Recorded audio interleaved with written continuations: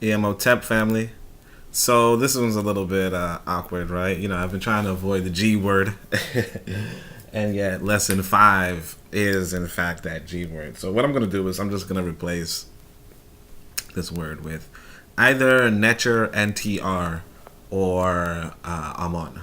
I'll probably just use Amon, right? But well, not use, but I'll probably just use Amon as a phrasing.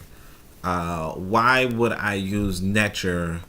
What does Netcher mean? That is the ancient, like that's like the aspects of the universe. Okay, according to ancient African spirituality.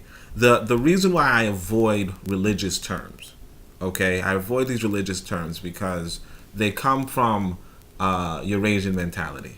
Okay, and this Eurasian mentality is is in itself something that takes away from our experience as African people. Takes away from our articulation, our expression, our power as African people. All right. So it's like this. There are 4 necessities in life. Okay, food, clothing, shelter, and consciousness. Central to that consciousness is, in a sense, your spirituality. Now, understand that these 4 things, these 4 necessities, all come from land, if you will. The trouble is this: that this white God, I don't like using the word, but this white God, so called, is an aspect of white land, if you will. Is an aspect of white ideas, ideologies. When you really break down, and unfortunately, lesson 6 is, it's called Christ. You know what I'm saying? I probably won't change the word for that, but I'm not going to be too happy. This is why, this is, like I said, you have to update, modernize. You have to change things. But a lot of people don't. I mean, you probably did sign on to hear my opinion, but you also want to hear the book. So let's get into it. Lesson 5.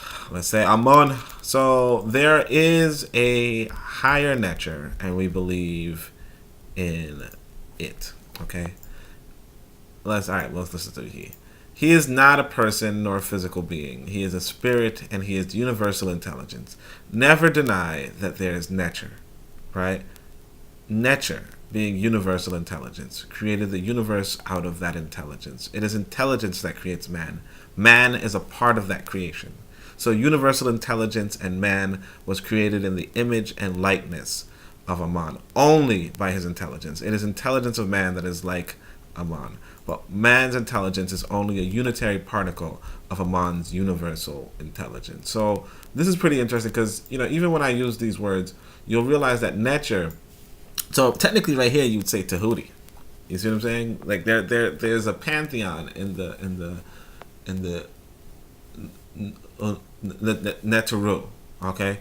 Or even you could say, well, there's so many ways to pronounce it, but there's a pantheon of the Neteru, and Tahuti would be the representation of that intelligence, like the one who would have instilled in the world civilization, the world body, writing, mathematics, speech, those sort of things.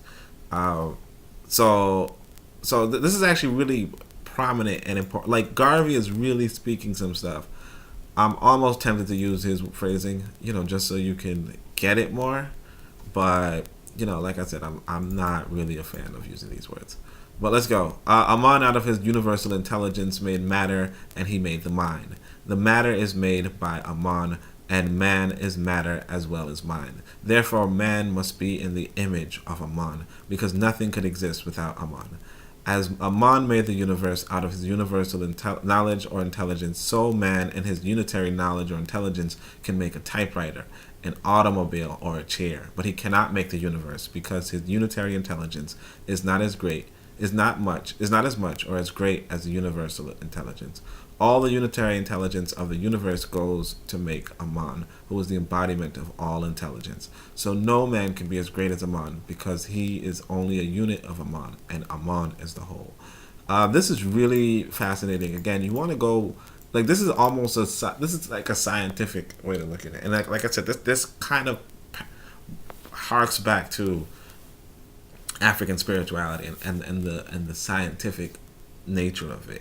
Within a cell, within a cell are, let's say, I want to say, well, I think I forgot my physics. I think I forgot my biology. But let's just say that, all right, within an organism, within an organism, there are several cells. Okay, so for instance, your skin is made up of skin cells. You know, your heart is made up of diverse cells. You could even just call them heart cells if you want. But you know, you probably shouldn't. But everything is made up of cells. Everything is made up of a part that represents a whole.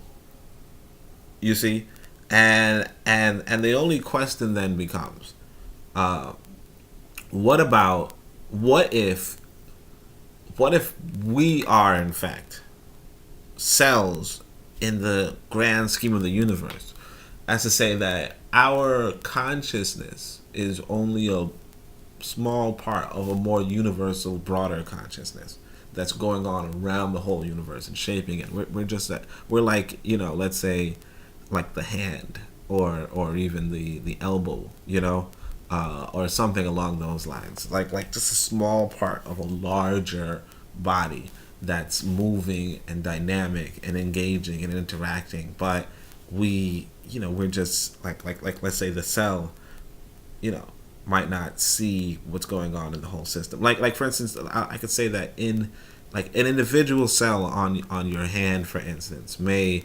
go through all these biological processes day in and day out, you know, and not know that if there's a whole man or a whole person just engaging the world that they have no idea about, you know. And this is why it's fascinating, you know, because again, he articulates this, you know, let's say 50 years ago, and it's just amazing. Like, it's inspirational. I love this. Okay, I love this. All right. Therefore, no man can measure Amon nor ask Amon questions, because he is not as intelligent as Amon. Therefore, he cannot understand Amon. Therefore, it is presumptuous when man questions Amon from his limited unitary intelligence. I don't know if you guys can hear. Got my boy stirring in the back. Ah, jeez. She's showing up. Man never dies. Nothing dies. Man is made of body and spirit. The spirit is Amon. It is intelligence. The body of man is matter. It changes from living matter in the man to other matter in the soil. The body of man is matter. Okay, it changes from living matter in the man to other matter in the soil. You know, matter is constant. You know, we are the earth in a sense. All right. It is always the same matter. It doesn't die in the sense of how we understand death. It changes. When man sleeps and passes away in the flesh, he goes to earth that lives on, out of which other men and things are formed. All matter is related. So man is related to the earth, and the earth is related to man. We eat ourselves over and over again. When we eat the apple, the banana, the fig, the cherry, the grape, when we drink the water, we are eating and drinking ourselves over and over again. Nothing is lost and nothing dies. Do not be afraid of death, because what you call death is only change, and you are still in the universe, either in the spirit of Amon, to whom your spirit goes after the change, or as matter, which goes on forever. You are related to the flower, the beautiful rose, the trees, the fish, and the other animals, just as you are related to Amon. All of you sprung from Amon, who is universal intelligence. Do not be more cowardly than the rose, the apple, the coconut, the sheep, the fish, or the cow, to do that which all must do, that which we call death, to die. If you weep, you are a coward. Die like a man, because you are not lost. You are still there. You only weep because you are a glutton, because you think that you will not get any more to eat and drink. You think that you will not get any more happy times, just as you have been feeding up on things and other beings who came here before you. So someone else must feed on you to make creation true. Otherwise, Amon would not be fair to everybody and everything. Amon is fair and just to everybody. He is no respecter of things or persons. And don't worry, I'm not going to go into my ad today, but, you know, don't forget that I have the Book of Power. It is everlasting as we know. This thing we call mysterious life. It is not beginning, some say. It's just a constant moving flow. It goes from this, then back to that, and on it moves in course well planned.